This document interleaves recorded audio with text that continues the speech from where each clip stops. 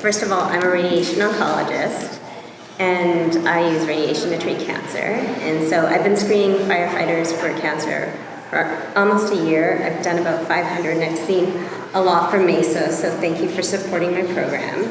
But anyway, for lung cancer, mesothelioma, firefighters are about 100% increased risk. In lung cancer and adenocarcinoma, you're about a 14% increased risk.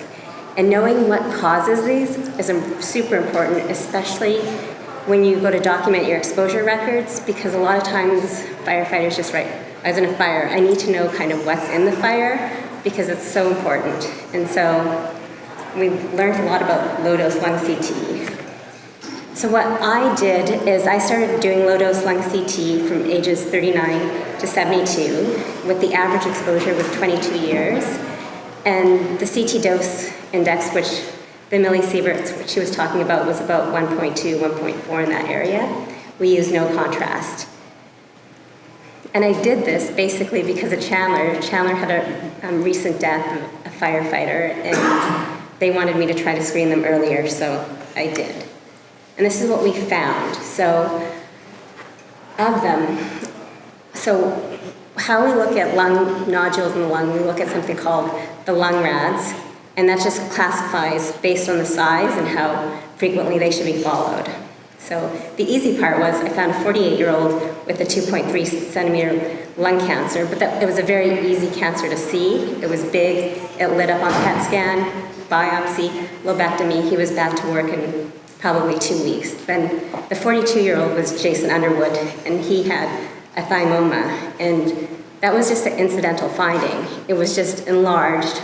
I went ahead and did a PET scan. It lit up on the PET scan. Biopsy was non-diagnostic, but then when they took it out at surgery, it turned out to be a cancer. Incidentally, I picked up a renal cell carcinoma. He just had a large cyst. We found it on the low-dose lung CT. He also had surgery and he's fine. I had a guy with lots of lymph nodes in his chest and whatnot. It turned out to be sarcoidosis. And then we also noticed some thyroid nodules. All are benign, all are being followed.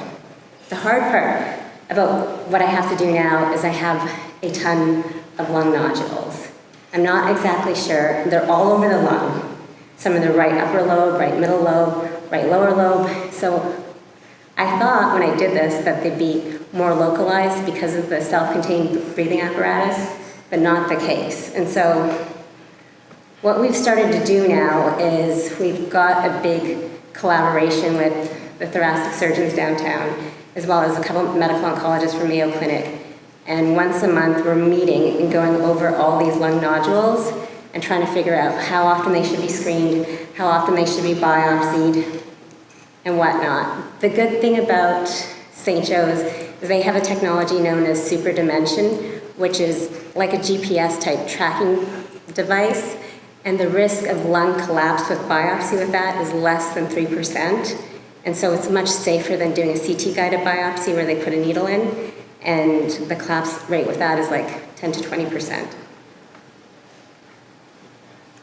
Another thing that I'm doing is we're artificial intelligence. So it's a new technology where you have computers coming up with these algorithms, and they're helping to identify nodules on the lungs that doctors may miss. And so I've partnered with a company out of New York to look at all the low-dose lung CTs and all the firefighters I've done so far. The thing that we've been talking about is these false positives, and they're right, there's a lot of valley fever, there's a lot of nodules. I just don't know what to do with, but hopefully this technology will be able to help us. The other thing that I'm doing for firefighters, because the risk of cancer is so high, we're doing whole body MRIs with artificial intelligence as well. This is going to help detect 11 cancers in males and 13 cancers in females. And the good thing about this is screening with MRI is pretty safe because there's no contrast. And we don't want contrast because contrast accumulates in your brain and it's not good. We don't know what the long-term side effects of that are. And so this is kind of a broad overview of all the cancers we'll be able to screen for. And all the ones in red are the presumptive diagnoses. So if you do get diagnosed with one of the ones in red, it should be covered.